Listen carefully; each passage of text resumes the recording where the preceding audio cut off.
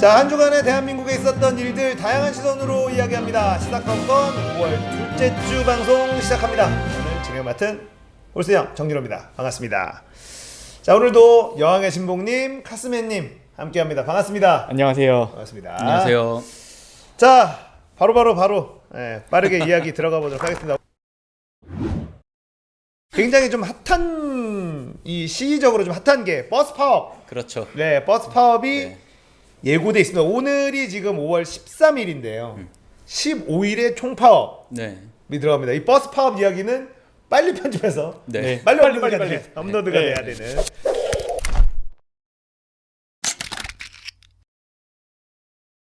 아직까지 파업이 들어가지 15일에 이제 파업을 예고를 했어요. 자, 이 버스 파업이 왜 지금 예고가 됐고 이 자동차 노조, 버스 노조에서 어떤 거를 요구하고 있는지 네. 한번 이야기를 나눠보도록 하겠습니다. 네, 그렇죠. 일단은 이 전국 서울, 경기, 부산 등 전국 11개 지역 버스 노조가 15일 총파업을 예고를 했다라는 네. 뉴스가 있어요. 그래서 버스 기사의 임금 상승을 위한 지자체 버스 요금 인상이 될 거냐, 뭐 이런 것들이 사실 국민들 입장에서는 요금이 인상되느냐 안 되느냐, 네. 예, 이게 첫 번째로 궁금하고, 네. 버스가 파업을 해서 내가 출퇴근할 때 얼마나 불편할 거냐 안 할 거냐, 네. 사실 이게 지금 일반 국민들은 그게 궁금하겠죠. 네, 사실 그 택시 파업 같은 경우에는 큰 불편을 못 느낀 분들도 많았어요. 그러니까 우리나라가 기본적으로 지하철하고 버스, 막 마을버스까지 이 망이 너무 잘 돼 있어서 택시는 안 타도 돼요. 네, 사실 택시 파업 때는 저는 굉장히 쾌적했습니다. 안 밀리게 택시가 없다고 이렇게 행복해요. 한다 막 이랬었죠. 예.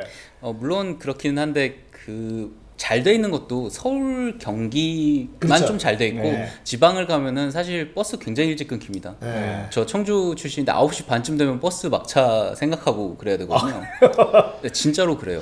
그리고 제가 사는 동네가 물론 시골이긴 하지만 하루에 버스가 5번 오거든요. 아이고. 그래서 완전 시골인데 종점 그런 곳인데 아무튼 그런데 이제 결국은 버스나 그 지하철이 중요한 이유가 특히 버스가 중요한 이유가 이제 곳곳을 돌아다니고 그렇죠. 그리고 어느 정도 이제 정말 그 택시보다는 그 공공성이 조금 더 이제 강조가 되는 부분이 있는 거잖아요. 그러니까 15일에 진짜 총파업이 되면은 정말 서민의 발이 이제 좀 묶이는. 불편해지는 그런 경우가 많이 이제 생길 것 같아요. 특히나 이게 이 서민들이 힘들어지는 게 네.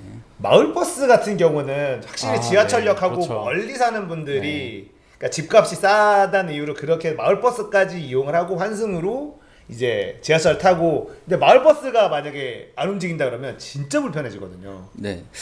그래서 그 여기서 나온 그 많이 이제 신문 기사에 많이 나오죠. 그 사실 이게 발생한 이유가 이제 52시간 근무제 때문이다. 주 52시간 근무 네. 때문이다. 그 많이 이제 얘기를 하고 있는 게 이제 그 종사자 300인 이상인 회사는 이제 7월 1일부터 이제 52시간 근무를 지켜야 하는 그런 상황이 된 겁니다. 버스 회사 중에 300인 이상의 버스 회사들이 많아요?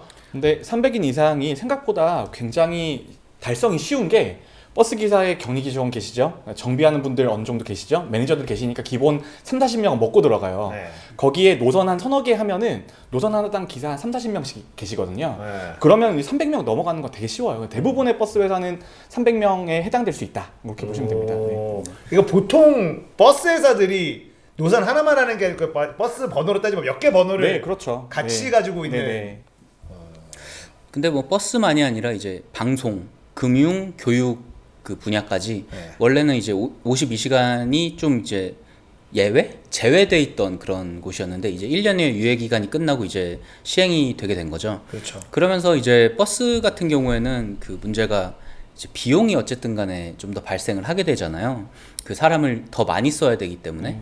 그러니까 뭐 기본급이나 그런 부분도 있고. 그래서 그런 부분도 있고 이제 개별 그 기사분들도 근로 시간이 줄어들기 때문에 당연히 또 이제 임금도 이제 좀 줄어들 수밖에 없다. 그래서 그런 부분 때문에 이제 파업을 진행을 한다라는 얘기를 이제 하고 있는 거죠. 그런데 그래서 과연 이게 많이들 얘기를 하는 게 이제 52시간 근무 때문이냐라고 하면은 사실 이거를 해결할 수 있는 방법이 그러면 52시간 근무 제한을 풀어주겠습니다라고 하면 모든 게 해결이 될 것이냐 라고 생각을 하면 또 그건 아니란 말이에요. 버스 이 기사님들이 요구하는 게 그건 아니겠죠. 네. 일 더하게 해줘라 이건 아니겠죠. 네. 뭐 극단적으로 말씀하시는 분들은 나는 75시간씩 일해가지고 뭐 돈을 뭐 400만 원 정도 받았는데 390만 원 정도 받았는데 이번에 52시간 하면서 내가 110만 원을 못 받게 됐다 뭐 이렇게 되는 그런 기사들도 좀 나오긴 한 것 같아요. 네.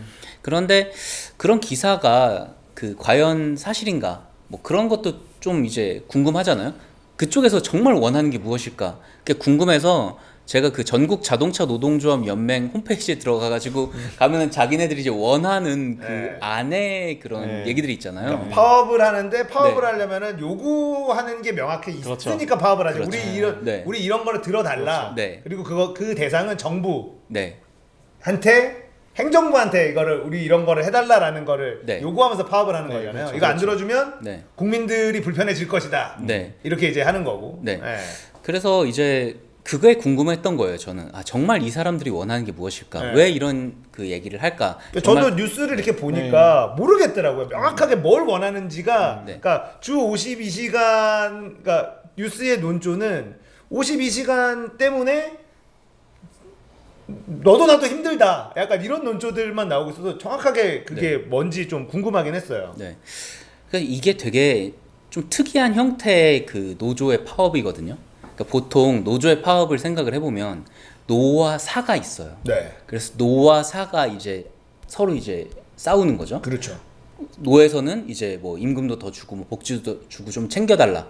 사에서는 아 경영이 어렵다. 우리 회사가 힘들어서 못한다. 라는 얘기를 하는 게 있고 그리고 보통 그 사이를 이제 정부가 끼어들어가지고 이렇게 좀 이렇게 하고 좀 합의를 보자라는 식으로 이제 그 합의를 보잖아요. 그래서 이제 노사정 뭐 합의체 이런 네. 것들이 이제 만들어지고 하는데 지난번에 택시 파업이랑 이번에 그 버스 파업이랑 조금 비슷한 그런 구석이 좀 있는 게 뭐냐면은 택시도 그렇고 그 이번 버스도 마찬가지인데 노와 사가 사실상 그 한편 비슷한 느낌이에요. 그러니까 노에서도 사에 그렇게 지나치게 요구를 한다거나 하는 부분이 크지 않고 사에서도 아, 우리가 어쩔 수가 없다라고 얘기를 하는 걸 이제 그 노동자들이 어느 정도 이제 받아들이는 부분이 있는 거죠. 그래서 얼마 전에도 이제 그 노와 사 측이 이제 만났다고 그러더라고요. 지금보다 한 5시간 전인가 뉴스에 나온 거였는데 만났는데 아 우리도 너무 힘들다. 왜냐면 사 측에서도 아, 우리도 이제 돈이 없고 어차피 그 버스 중에 많은 부분이 그 수익이 안 나는 부분이 많잖아요. 그러니까 버스가 이제 회사가 이제 수익이 난다기보다는 버스 같은 경우에는 이런 그 수익이 안 나는 곳도 이제 노선도 어느 정도는 확보를 해놓고 있어야 되기 때문에 수익이 안 나는 그런 경우가 꽤 있습니다. 그래서 버스 같은 경우에는 일반 회사랑 좀 다르게 지금 많이 이제 하고 있는 게 준공영제라는 얘기들을 많이 하죠. 네. 준공영제를 네. 하겠다 뭐 이런. 네. 그래서 실제로 6개 광역시에서는 준공영제를 실시를 하고 있습니다. 그러니까 준공영제라는 건 정부가 많이 지원을 한다는 뜻이잖아요. 그렇죠. 네, 쉽게 얘기하면. 네. 그러니까 정말 쉽게 얘기를 하면 어느 그 노선은 이익이 날 거고 어느 노선은 손해가 날 수 있잖아요. 그럼 그 손해가 나는 곳에 그 손해를 메꿔주는 거죠. 정부가 세금으로. 그러니까 많은 경우에 이제 특히 서울 같은 경우에도 보면은 항상 다 이제 사람이 꽉꽉 차서 이게 이익이 나는 구간만 있는 게 아니라 특정 구간에서는 이제 좀 사람이 좀 많이 없어서 여기는 좀 줄이고 싶은데 거기도 사람이 살고 있으니까 좀 보내야 되고 그런 부분들이 있잖아요. 그래가지고 이제 정부에서는 어느 정도 그 부분을 지원을 해주고 있습니다. 그런데 그 지원을 해주는 곳도 있고 지원을 하지 않는 곳도 있는데 문제는 그 지원을 해주고 있는 곳에서는 대부분의 경우에 자기네 그 회사에서는 어차피 자기네들도 손해가 나는 걸 알고 있으면서 정부 보조금에 의지해서 이제 살고 있는 그런 운영을 하고 있는 업체가 많이 있단 말이에요. 여기는 그 자기네들이 어떻게 할 수가 없잖아요. 요금 같은 것도 어차피 정부에서 지원을 받는 상황이기 때문에 요금도 이제 시에서 정하는 게 대부분인 거고 이런 손해를 이제 메꾸는 거는 정부에서 이제 보조를 해주는 것밖에 없는데 이렇게 돼서 비용이 증가하게 되면은 이 회사 입장에서는 어떻게 좀 하기가 애매해지는 거죠. 그러니까 이 회사가 돈을 못 버는 거 아는 그 노동자들도 이제 같이 어느 정도 이제 그 같이 어려움을 공유를 하고 그리고 이제 중앙 정부에다 요구를 하고 있는 지금 상황입니다. 그러니까 노와 사가 같은 편이 돼서 네, 정부를 대상으로 파업을 하는, 보통은 네, 노동자들이 사측을 대상으로 요구를 해서 파업을 하는데 네. 이거 노사가 같은 편이고 네. 정부를 대상으로 요구를 하면서 파업을 하는 모양이다. 이 중공영제라는 특성을 좀 이해를 해야 되는데, 중공영제는 왜 존재하냐면 기본적으로 대중교통시설이라는 건 공공재이기 때문에 그런 거예요. 그렇죠. 그러니까 예를 들어서 상간벽지나 이런 데는 버스가 안 들어가면 접근성 보장이 안 되잖아요. 그렇죠. 그렇기 때문에 이제 중공영제의 기본 의미가 뭐냐면 수익도 다 같이 모아서 공동계정으로 관리를 하고, 그 다음에 비용은 버스 대수별로, 그 다음에 기사 대수별로 분배를 해서 가져가는 개념이거든요. 근데 요거를 가만히 살펴보면 뭐랑 비슷하냐면 병원 운영이랑 비슷해요.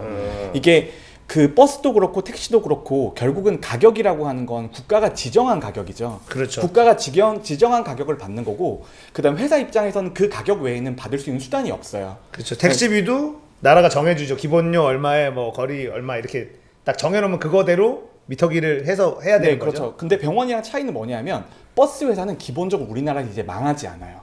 그러니까. 버스 회사는 망할 수 없는 구조고, 왜냐하면 적자가 나면 그 적자만큼 보전해주는 구조가 돼 있거든요. 근데 버스 회사 입장에서는 경영 개선을 할 필요가 없어요. 경영 최적화 이런 것들이 전혀 필요 없는 세상에서 운영을 하고 있는 거고, 기사는 당연히 자기의 노동 조건 개선이나 월급 인상을 위해서 노력을 해야 되겠죠. 네. 근데 버스 회사는 자기가 그 버스 운영권만 가지고 있으면 항상 안정적인 수익이 나는 구조란 말이에요. 맞아요. 예, 그런 상태에서는 당연히 회사는 별로 상관이 없어요. 세상이 어떻게 굴러가도 상관이 없는 거고.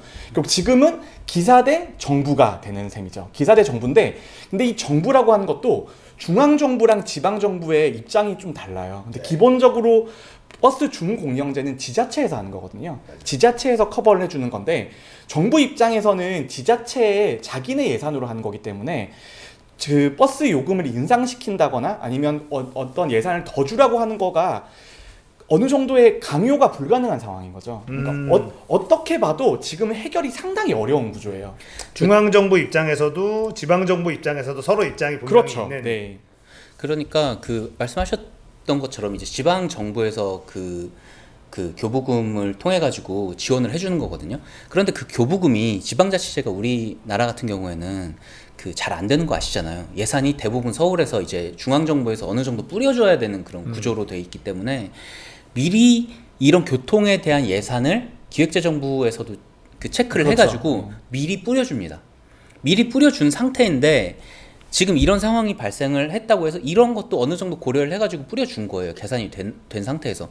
이 상황을 당장 해결하기 위해서 추가적인 예산을 마련을 한다는 거는 중복으로 그 같은 내용에 대해서 수혜를 하는 그런 상황이 된다는 거죠.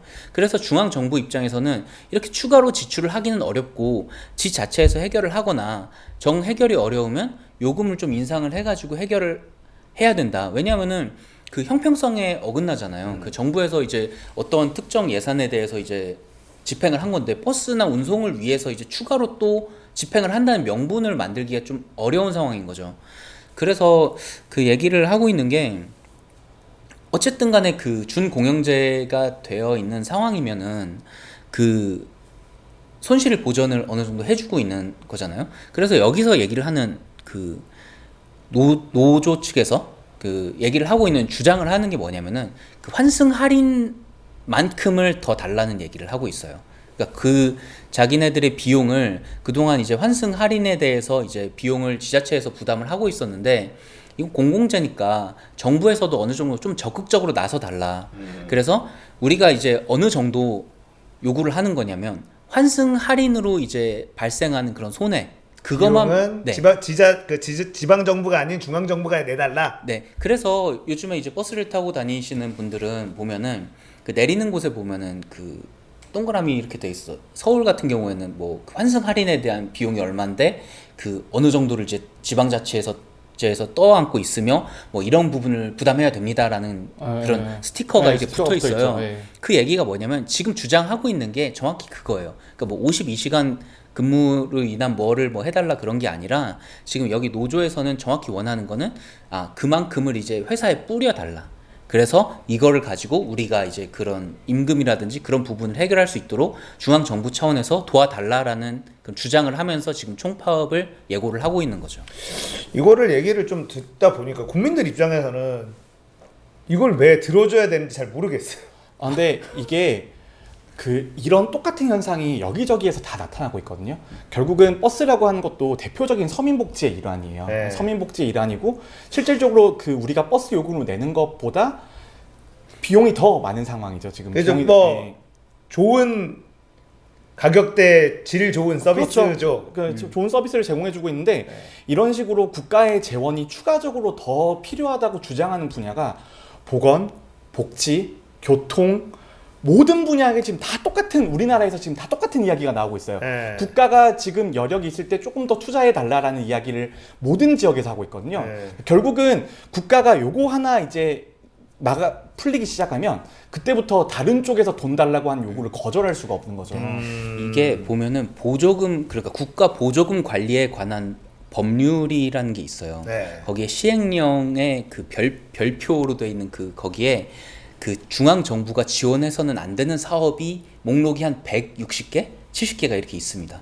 그 중에 이 버스도 들어가 있어요. 그래서 여기서 그 조항을 근거로 해서 이제 기획재정부에서는 이렇게 못한다. 돼 있다. 얘네들은 중앙정부에서는 이슈가 있어도 해주면 안 되는 거고, 이것들은 왜냐하면은 우리가 미리 그 교부금을 통해 가지고 미리 계산을 해가지고 지방자치에 거기 정부에 나눠준 거다. 그러니까 중앙정부에서는 요거는 건드릴 수 없다라는 얘기를 하는 근거가 되는 거죠. 네. 그런데 요거 몇 개 이렇게 버스 관련된 몇 개를 풀어달라고 얘기를 하는데, 그러면 거기 있는 160개 나머지 이제 150개, 160개 사업 또 똑같아요. 예. 네, 마찬가지로 자기네들도 풀어달라고 얘기를 할 수가 있잖아요. 와, 이거 되게 어려운 문제네요. 네, 근데 이거는 굉장히 거시적으로 깔려있던 문제고 결국은 이걸 촉발시킨 건 52시간 근무제이긴 해요.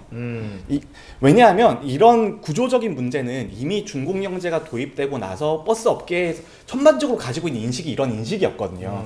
근데 거기에서 이제 파업이라는 딱 그 수단을 들게 만든 이유가 근데 그 주된 근거가 52시간제 때문에 내 수입이 줄어든다. 그렇죠. 기사 개인의 수입이 줄어들 그렇죠. 수밖에 없는 구조. 네네.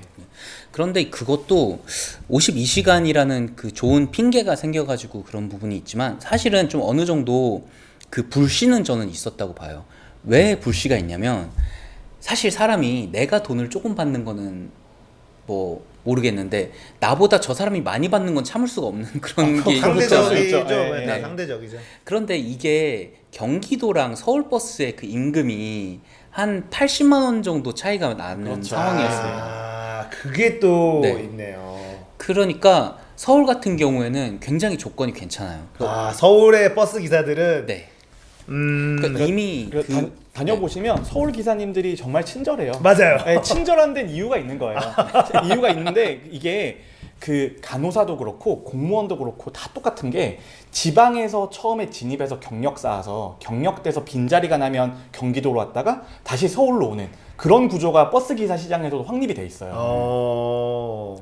네, 그래서 지금 보면은 서울 같은 경우에는 주당 평균 근로 시간을 이제 47.5시간으로 해놓고, 그리고 근로 조건이나 처우도 뭐 업계 최고 수준인 거죠. 그러니까 이제 다른 곳에서도 서울은 뭐 똑같이 버스 운전하는데 얘네들은 그러니까. 380, 390 받고 왜 우리는 310, 320 받냐? 어. 우리도 달라라는 얘기를 불만을 가지고 있는 여러 그 버스 그 노조 안에 있는 노동자들이 있었겠죠. 그런데 이제 이런 사건도 터지고 하니 우리 좀 이제 처우를 좀 개선을 하자. 아, 그게 52시간이 좋은 딱 그 빌미가 됐네요. 네, 그렇죠. 아. 뭐 그렇기도 하고, 물론 당연히 52시간으로 하면은 사람을 또 많이 고용도 해야 돼요. 그래서 그렇죠. 7월 1일까지 그 거의 국토교통부가 거기에서 이제 7,300명 정도를 추가 고용을 해야 된다라는 얘기를 했고, 그리고 2020년인가요?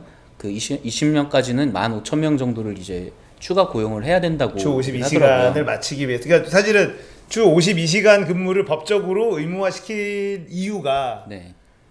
일자리를 늘리는 거는 한계가 있으니 근무 시간을 딱 정해서 일자리를 좀 나누자라는 개념으로 도입된 거잖아요. 그런 것도 있고 그다음에 워라벨이라고 하죠. 네. 삶의 질. 그런 저는 것들의 개념이 전 있죠. 포괄적 임금제도 뭐 하나라고 생각을 해요. 거기에 포괄임금제 때문에 또 뭔가 그 일을 막 추가 그 돈을 안 주고 막 일 시키는 것도 상당히 많았기 때문에 근데 저는 개인적인 시각으로 주 52시간제 도입 자체가 좀 무리스럽긴 했다는 생각이 들어요. 근데 결과적으로는 네. 뭐 그런 시각도 그런 생각 갖고 있는 국민들도 많이 있죠. 이거를 좀 이게 뭐 몇 명 이상의 사업장만 한다라고 하지만 이 여파가 작은 회사들한테도 계속 오거든요. 예. 그리고 저는 어떤 생각을 가지고 있냐면 주 52시간제는 기본적으로 시장 자유주의 경제에서는 있으면 안 되는 거라고 생각하거든요. 근데 어떤 의미냐면 내가 시급을 받는 사람이에요. 나는 무조건 돈을 더 버는 방법은 내 노동력을 더 쏟아부어서 그 시간으로만 돈을 더 벌 수 있어요. 네. 그런데 52시간이라는 어퍼 리밋이 생기는 거기 때문에 네. 상한선이 생기면 내가 아무리 돈을 더 벌고 싶어도 그 직장에서는 돈도 더 벌 수가 없는 상황인 거잖아요. 맞아요. 근데 그런 것들은 오히려 이제 근데 대부분의 시간제 노동자들이 대부분은 사회의 중산층 이하를 가지고 있단 말이에요. 근데 그렇죠. 그런 사람들에게서 조금 더 내가 더 노력을 해서 우리 아이들에게 더 많은 기회를 주겠다. 아니면 더 많은 돈을 벌어주겠다는 희망을 빼앗아가는 의미가 될 수는 있거든요. 그런 의미에서 52시간이라고 그러니까 상한선을 두는 거 제도 자체는 좀 너무 빠르지 않았나? 그런 생각이 저도 들긴 해요. 사실은 이제 이번 이제 문재인 정부의 경제 정책에 대해서 이제 불만을 갖고 있는 사람들이 이게 어떻게 보면 장하성 작품이다. 네. 예. 그러니까 책상에 앉아서 공부만 하던 사람이 국가의 중요한 정책을 덜컥 정해서 이거를 지금 시행을 하는데 너무 많은 사람들이 피해를 본다. 이제 이렇게 주장하는 사람들도 있어요. 그런데 또 어떻게 생각을 해보면 그 자유시장 경제에서 아무런 규제가 없을 때는 항상 그 힘이 더 강한 쪽에서 이제 그렇죠. 힘이 자본, 약한 그렇죠. 쪽으로 자본의 네. 쪽으로 빨려 네. 나가는 것도 있죠. 뭐 굳이 뭐 노동자와 뭐 자본가가 아니라 그냥 그 나라 간의 무역 관계에서도 사실은 그냥 이론적으로 봤을 때 돌렸을 때 물론 자기 그 비교 우위를 가진 뭐 내가 그래도 이거보단 조금 더 이게 잘 만드는 거를 이것만 집중적으로 만들고 이 사람은 또 다르게 해가지고 그거를 합치면은 총량이 이제 증가가 된다라는 얘기도 있지만 결국 그 더 힘이 센 쪽에서 더 많이 가져가고 더 힘이 작은 곳에서는 오히려 그 없는 것도 뺏기는 그런 영향도 있거든요. 어쩌면 그 52시간 근무제가 저는 그런 부분도 있었다고 봐요. 그 포괄임금제를 비롯한 그 많은 상황에서 일은 많이 시키는데 그 초과 임금을 이제 챙겨주지 않는 그런 경우도 상당히 많았었다고 저는 생각을 하거든요. 뭐 그런 사례들도 뭐 존재한 건 사실이니까. 그래서 52시간제라고 하는 게 전반적으로 보면 옳은 방향이에요. 옳은 그렇겠죠. 방향이면 부정할 수 없어요. 근데 52시간제라는 이런 제도가 급격하게 도입돼서 시행되는 동안 손해보는 서민들이 분명히 존재한다는 거예요. 그렇죠. 그거는 부인할 수 없는 사실이기도 해요. 굉장히 아픈 영역, 정부 입장에서 굉장히 아픈 영역일 거고. 그렇죠. 그거를 모르고 시행했다고 생각하진 않아요. 그러나 네. 우리 정권에서 한번 이거를 시도를 해봐야 이 사회가 앞으로 전진할 것이다라는 뭔가 확고한 신념이 있었던 거죠. 그러니까 신념을 가지면 무섭다니까. 그런데 예. 이제 돌아갈 수는 없어요. 그렇죠. 그게 왜냐면은 토요일에 쉬잖아요. 네. 토요일에 나와서 일하라고 못해요. 한 번 쉬어본 사람은 이제 토요일에 다시 나와가지고 일하라? 안 됩니다 그거. 그래서 어렵죠. 그렇긴 네. 한데 이게 당장 돈이 급하거나 생활에 급하거나 그런 분들이 지금 버스 기사님들처럼 당장 내 월 수입이 50만 원만 줄어도 정말 큰 타격이잖아요. 타격이죠. 예, 그래서 그런 것들은 정말 현실적으로 내가 저항이란 수단을 택할 수밖에 없는. 그러니까 이게 딱 그 나이대 분들이 돈이 제일 많이 들어가는 게 버스 기사분들이 대부분 한 50대. 절박해요. 그러면 그렇죠. 아이들이 보통 이제 대학생 막 요런 돈이 정말 많이 들어가는 딱 시기에서 국가가 정한 제도 때문에 내 수익이 당장의 수익이 줄어든다라고 하면 진짜 뭐 저항을 할 수밖에 없는 네. 거죠. 그래서 여기 나와 있는 그걸 보면 그 제가 그 자료를 그쪽에서 그 노동자 그쪽에서 정확히 뭐지? 전국 자동차 노동조합 네. 자동차 노련인가 이렇게 얘기를 하더라고요. 네. 거기서 이제 버스 업종별 뭐 노동 시간 분포도를 이제 2019년 3월에 조사를 한 거를 봤는데 대부분의 경우에 그 201에서 220시간 아래가 물론 가장 그 비율이 많긴 한데 월 220시간. 네. 네. 그러면은 그러면 한 54시간 정도 되네요. 55시간 정도 되네요. 네. 그렇긴 한데 어디가 문제냐면 그 시내 격일과 시내 복격일이라는 근무가 있어요. 네네. 그러니까 시내 교대는 이제 서울에서 주로 하는 건데 이제 9시간씩 이제 일을 하는 거죠. 그렇게 해서 돌려가면서 이제 하루 일하고 하루 일 안 하고 뭐 이런 게 이제 시내 격일인 거고 네. 복격일은 이틀 일하고 하루 쉬고 이틀 네네. 일하고 하루 쉬고 네네. 이런 거예요. 이틀 일하고 하루 쉬거나 아니면 시내 격일을 하는 경우에는 이제 260시간 정도까지가 이제 280시간 정도까지 이제 일을 하는 경우가 굉장히 상당히 이제 많이 있는 거죠, 비율이. 그러면은 이제 280시간이면 한 70시간, 60시간, 70시간 이렇게 일을 하시는 분들인 건데 이런 분들이 이제 문제가 좀 생기는 겁니다. 수익의 차이가 확 나겠죠. 진짜 확창 나는 거고 그 다음에 이게 버스라는 게 새벽 되게 일찍부터 밤 늦게까지 다니잖아요. 맞아요. 근데 그러면 한 기사가 새벽 일찍부터 밤 늦게까지 커버가 다 안 되잖아요. 기본적으로 2교대 근무라는 개념이 깔려 들어가 있는 거고 네. 그 다음에 공장이든 업체든 간에 2교대, 3교대 제도가 들어간 순간부터 대부분은 노동시간이 급격하게 증가합니다. 급격하게 증가하는데 근데 생각을 해보면 되게 애매한 게 만약에 12시간 근무해요. 근데 8시간 근무를 하고 4시간 근무를 해요. 그러면 한 명은 하루 종일 나오면 다음에 쉬거나 그러니까 하루 풀타임으로 근무를 했잖아요. 그럼 자투리 4시간 남는 사람들은 근무 시간들이 되게 애매하거든요. 그러니까 그런 근무 시간표를 짜다 보면 사람들이 더 여유가 없어지는 거예요. 그러니까 그런 자투리 시간들을 계속 이렇게 모아서 그 사람들 그 다음에 보충 근무시키고 그 다음에 잔업시키고 그런 개념으로 들어가다 보면 노동 조건이 더 안 좋아지는 거라서 이 버스처럼 이 근무 시간이 그러니까 아침 일찍부터 밤 늦게까지 하거나 아니면 24시간 돌아가게 되면 노동자들의 그 삶의 질은 당연히 떨어질 수밖에 없어요. 그런데 이제 여기서 중요한 거는 뭐냐면 이게 그 모든 버스 노동자의 문제라고 보기에는 약간 어려운 거예요. 그러니까 제가 앞에도 말씀드렸듯이 이제 서울 같은 경우에는 그게 주 그 2교대 그게 되게 잘 만들어져 있거든요. 그러니까 미리미리 서울시는 준비가 좀 차근차근 돼 있는 상황이라는. 근데 준비가 돼 있다기보다 서울시는 돈이 많잖아요. 서울은 기본적으로 재정이 풍족한 편이에요. 그래서 넉넉한 돈을 투입할 수 있는 거죠.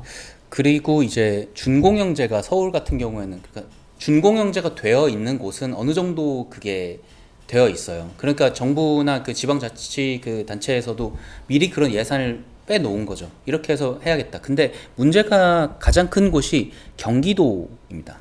경기도 광역버스가 지금 문제의 사실 핵심이거든요. 그러니까 경기도 광역버스 같은 경우에는 서울이랑 이제 연결이 돼 있잖아요. 그렇죠. 그러면서 이제 환승 그 비용도 굉장히 많이 들어가면서 동시에 이제 그 근무 그 강도도 되게 높은 걸로 이제 돼 있어요. 그래서 여기 사람들을 이제 좀 잘 이제 해야 되는 거죠. 그래서 이게 왜 근데 문제가 생겼냐면 경기도 같은 경우에는 그 한번 그 준공영제를 이제 도입하려다가 실패한 상황이 한 번 있습니다. 그러니까 남경필 지사 때 그렇죠. 시절에 이제 경기도 버스를 이제 준공영제로 실시를 해보려고 했는데 이제 반대한 곳이 그렇죠. 있었던 뭐 시 거예요. 네. 단위에서는 우리는 안 하겠다. 전체 경기도 네네. 시가 다 참여한 건 아니었죠. 네. 그리고 생각해보면 서울은 그래도 좁고 인구 밀도가 높잖아요. 경기도는 엄청 넓죠. 네. 경기도만 해도 그 거대한 그 28개시 3군이라고 하더라고요. 여기에서 이제 버스 준공영제를 이제 실시한다고 하면은 예산도 예산이거니와 그러니까 예산이 정말 많이 들 거예요. 서울보다. 왜냐면 여기 수입이 안 나니까. 그렇죠. 뭐 인구가 없고 시골 네. 노선 이런 것들은 네. 다 보전을 해야 되는 근데 거잖아요. 기본적으로 경기도가 가지는 불만은 뭐냐 하면 경기도는 이때까지 신도시 계획상에서는 산업의 거점이라기보다 베드타운이었어요. 예를 들어서 뭐 동탄, 그 다음에 동탄이 대표적이죠. 결국은 사람들이 거기서 잠을 자고 일을 하러 온 서울에 가는 건데 네. 그러면 서울에 가서 그 회사는 세금을 서울에 낼 거고 네. 경기도는 그냥 그 사람들이 주거하는 용도로만 쓰고 있는 건데 그 사람들의 왔다 갔다 하는 운송 비용을 경기도가 되는 네. 불합리한 점이 있잖아요. 네. 그래서 기본적으로 경기도는 불만이 너무 많은 거예요. 불만이 너무 많은 거고 그 다음에 경기도 버스 기사들은 여러분들 경부고속도로 운전해 보시면 아시겠지만 얼마나 힘듭니까? 운전하는 게 정말 고속도로가 아니죠. 예, 그게 이렇게 막히죠. 기본적으로 이 버스라고 하는 거는 결국은 가장 서민들 운송수단이고 서민들이라고 결국 버스를 왜 타고 다녀요? 서울에 집을 못 사니까. 맞아요. 서울의 집값이 서울에 비싸서 서울에 못 타고 다니니까, 서울에서 못 다니니까 경기도에서 그 1시간 반씩 2시간씩 편도로 다니면서 일을 다니는 거잖아요. 그러니까 결국은 지금 이 버스 파업이나 이런 것들은 다 이게 우리가 얼마나 사회를 근간을 이루는 월급 노동자, 그 다음에 장거리 출퇴근 노동자에게 우리가 복지를 제공해 줄 수 있냐, 그런 의미로 접근을 해야 되는 거라서 국가가 어느 정도 투자해야 될 필요는 있다고 저는 생각해요. 네. 그런데 그 앞에 얘기를 드린 이유가 뭐냐면 결국은 이제 그때 반대를 했던 사람이 이제 이재명 성남시죠. 네. 그리고 최성 고양시, 그리고 엄태영 수원시. 그렇죠. 이렇게 그 약간 좀 사이즈가 있는 곳은 사실 좀 불만이 있을 수 있잖아요. 그래서 그쪽에서는 좀 반대를 했었는데 결국은 이제 이재명 지사가 됐잖아요. 네. 경기도지사가. 그러면서 그 14개 그러면서 그 사실 그 빠질 땐 빠지고 우리가 넣을 땐 넣겠다 하면서 이제 부분적으로 이제 준공영제를 시행을 했고 대표적으로 준공영제를 시행을 한 데가 이제 서울 경기 광역버스예요. 그래서 그렇게 그 많지는 않지만 어쨌든 서울 경기 광역버스가 준공영제가 시행이 됐는데 문제는 2019년 하반기에 기존의 준공영제를 폐지하고 노선 입찰제 방식의 새경기 준공영제를 시행하겠다라고 이제 이재명 지사가 얘기를 한 거예요. 그러면 기존의 그 사실 준공영제 상황에서는 크게 불만이 없을 수 있어요. 왜냐면 그 손실을 보전을 해주니까 지자체에서. 그런데 이제 노선 입찰제 방식의 새경기 준공영제로 이제 바뀌게 되면 이재명 도지사는 노선 입찰제를 시행하겠다라는 네, 얘기죠. 그렇죠. 그러니까 기존에는 이제 회사에 돈을 꽂아주는 게 있었는데 이제 회사에 돈을 꽂아주는 게 아니라 그 노선별로 이제 체크를 해가지고 뭐 그 노선에 따라서 돈을 주겠다라는 그런 걸 바꾼 거거든요. 일단은 우리가 이 얘기를 하면서 버스 회사가 아예 빠져 있다라는 거가 네, 완전히 드러나죠. 네, 이게 버스 회사는 지금 가만히 있거든요. 그러니까 이재명 도지사의 이 그 노선 입찰제는 버스 회사도 여기에 들어오라는 얘기인 네, 것 같아요. 왜 버스 회사만 딱 빠져서 뒷짐지고 있고 정부와 기사안에 이렇게 얘기하는 게 아니라 노선 입찰제면 니들이 이득 보는 노선에는 들어와라. 얼마 갖고 들어올지. 그래서 이득 보는 데서는 지자체에서도 이득을 보고 거기서 이득 본 거를 뭐 다시 환류하겠다. 이렇게 네. 그 선호하지 않는 사람이 없는 노선에다가 지원을 하고 뭐 이렇게 해서 균형을 맞춰 나가겠다라는 얘기로 들리거든요. 노선 입찰제라는 네, 얘기가. 사장님이 정말 중요한 얘기를 주셨는데 지금 버스 운송업체들이 사실은 가장 나쁜 사람들이에요. 택시도 마찬가지예요. 택시 회사들도. 그 회사를 운영하는 사람들이 정말 나쁜 사람들인 게 대부분은 그 버스 회사나 택시 회사를 가지고 있는 사람들이 그 지방 유지 중에 유지입니다. 맞아요. 굉장히 유지 중에 유지고 굉장히 안정적인 소득을 수십 년 동안 받아온 사람들이에요. 근데 대부분 그 버스 회사들을 히스토리를 보면 버스 회사는 혁신할 필요도 없죠. 네. 안정적으로 캐시가 들어오죠. 그러니까 거기 회사에서 사고 치는 것들이 진짜 많아요. 자식들 물려주다가 사고 나고 아니면 딴 사업 들어갔다가 말아먹고 이런 것들이 진짜 많거든요. 네. 제가 그 조사를 해왔는데 그 버스가 어떤 식으로 이제 그 준공영제를 시행을 해서 지원을 해주냐면 그 1일 표준 운송 원가라는 게 있어요. 그래서 그 노선을 하나 운영을 할 때 이제 하루에 평균적으로 이제 서울은 68만 5천 원이고요. 그 제일 낮은 곳이 이제 대구인데 57만 2,119원입니다. 뭐 이런 식으로 이제 그 지자체마다 그 표준 운송 원가를 만들어 놓고서 그거보다 못하면은 그걸 메꿔주는 방식이거든요. 그런데 여기에 문제가 그 말씀하셨듯이 그런 문제가 생긴 거를 좀 저도 좀 조사를 해왔는데 버스 회사들이 네, 사고 친 거. 네 사고 친 거. 네. 그러니까 관리가 잘 안 되고 있기는 해요. 그 올해 2월인데 부산의 모 버스업체 대표가 2007년 5월에서 9월 동안 친인척 등을 이제 허위 직원으로 올려서 급여를 지급한 뒤에 되돌려받는 전통적인 방식. 푸시백한, 그렇죠. 네. 굉장히 이거 전통적인 방식이죠. 국가에서 지원하는 네. 지원금으로 이제 네. 이렇게 하는. 네. 네. 그걸로 이제 32억 원 상당을 이제 와, 세 달인가 32억 네 달 원. 동안 야, 횡령을 했고 32억이면 야, 네. 크다. 세네 달 네. 동안 32억 네. 원을 땡긴다고요? 와. 그래서 그리고 이 방법이 이제 표준 운송 원가를 또 부풀려서 신고를 하는 그런 방법을 사용을 했고 그리고 인천시에서는 그 버스 업체 사장 임금을 운전직 근로자 기준 급여의 2.5배를 넘지 못하게 좀 제한을 두었습니다. 네. 왜냐면은 상한의 기준이 없으니까 과도하게 막 네. 넣어버리니까. 네. 그리고 부산시에 보면은 버스 회사가 제출한 세부 사용 항목 그 결산을 한 번도 안 했었대요. 지금까지. 그렇게 많은 세금이 들어가고 있지만 네. 이 운송 업체에 대한 관리는 굉장히 잘 이루어지고 있지 않다라는 네. 그러니까 그게 지금 이게 현실인 거잖아요. 지금 똑같은 일이 벌어지는 게 첫 번째가 요양병원, 네, 맞아요. 두 번째가 어린이집, 네. 그다음에 버스 회사. 네. 다 같은 구조예요. 맞아요. 기본은 뭐냐면 국민 필수 서비스예요. 네. 국민 반드시 받아야 돼요. 국가가 보조금을 줘요. 그다음에 그 보조금을 받는 사람은 민간업자예요. 거기에서 민간업자는 국가한테 사기를 치고 돈을 가져가요. 그 굴레가 계속 반복되고 있는 거예요. 그런 것들이 제가 보기에 대표적인 게 세 가지입니다. 세 가지. 맞아요. 그리고 조금 제가 이걸 보면서 이상했다는 게 뭐냐면은 여기 보면 경기도에서 그 준공영제가 부분적으로 시행되고 있다 그랬잖아요. 근데 경기도에 있는 버스가 12,570대인데 그 중에 637대가 준공영제라고 얘기를 하더라고요. 진짜 일부네요. 네. 그러니까 상당히 적어서 그 뭐 적은데 되게 웃긴 거는 여기 보면은 환승 할인에 대한 이제 연간 비용을 여기 나와 있는데 환승 비용이 서울이 4천억 원인데 경기도가 5,250억 원입니다.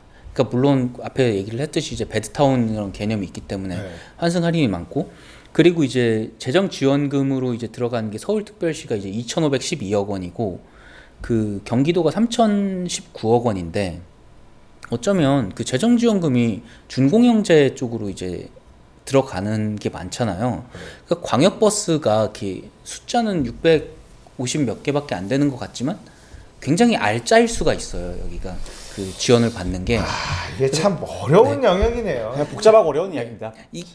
제가 얘기하는 게 약간 두려운 게 있어서 그런데 정확히 모릅니다. 저 얘네들이 3천억 원을 다 가져간다. 657대가 뭐 그런 게 아니라 그냥 그 여기서 그 제공한 그 자료에 의하면 경기도가 그 정도 사이즈가 나온다는 거죠. 네. 그 외에 세 번째로 많이 되는 데가 부산인데 부산은 1,400억이고 재정지원금이 1,263억 원이고 그 외에는 뭐 충북은 113억 원에 66억 원 지원되고 그런 식으로 이제 그렇게 크지가 않아요. 재정 지원이나 환승 할인 같은 게 서울이랑 경기가 진짜 메인이고 이게 저는 네. 이게 이제 너무 이제 얘기가 길어지면 안 돼서 여기서 이제 어느 정도 마무리를 할 건데 일단은 정부는 요금을 올리자라는 얘기를 네, 그렇죠. 정부 쪽으로 꺼냈어요. 이게 네. 국민들은 제일 싫은 거예요.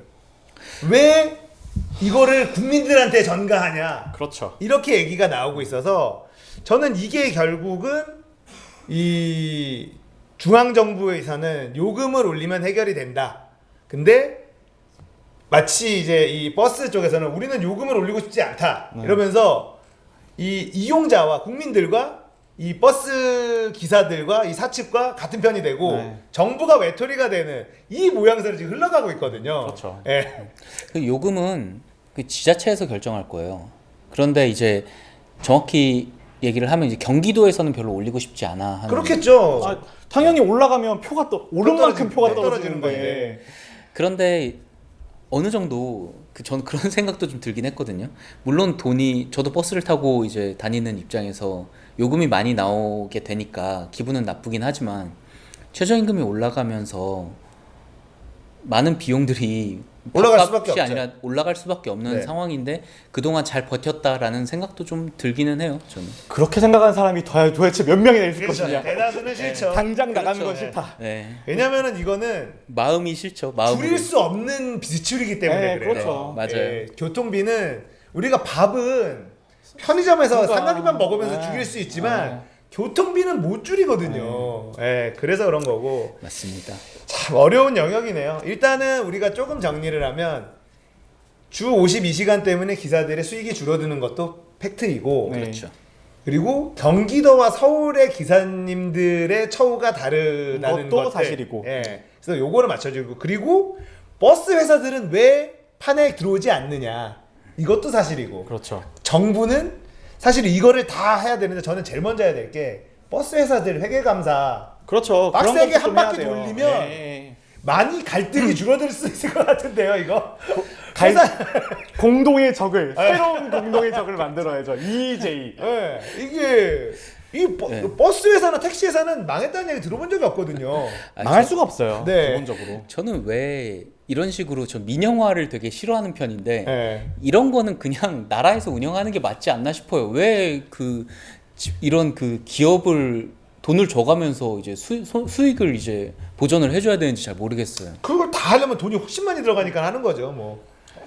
자, 버스 파업이 코앞에 왔는데 얘기를 해보니까 뭐 이게 단순히 누구의 욕심과 뭐 누구의 무능함 뭐 이런 영역이 아니다. 굉장히 복합적으로 얽혀져 있고 이거를 어떻게 풀어 나가느냐에 따라서 네. 나머지 그럼 우리는 그렇죠. 하고 지금 표 들고 대기하고 있는 데들도 굉장히 많아 보입니다. 수십 군데요. 수십 군데. 그러니까 정부 입장에서는 굉장히 난처한. 네, 저도 절박한 게 네. 저희 학교가 인천에 있잖아요. 네. 당장 다음 주 수요일에 저희 연구원들이 그날 버스 파업이면 휴가 낼 거래요. 아... 지금 우리나라 지금 연구, 빅데이터 연구에 큰 지장이 생기게 생겼다니까 지금. 아, 어렵습니다. 근성이 없네. 네. 걸어서 가야지. 자, 버스 파업 관련돼서 한번 이야기해봤습니다.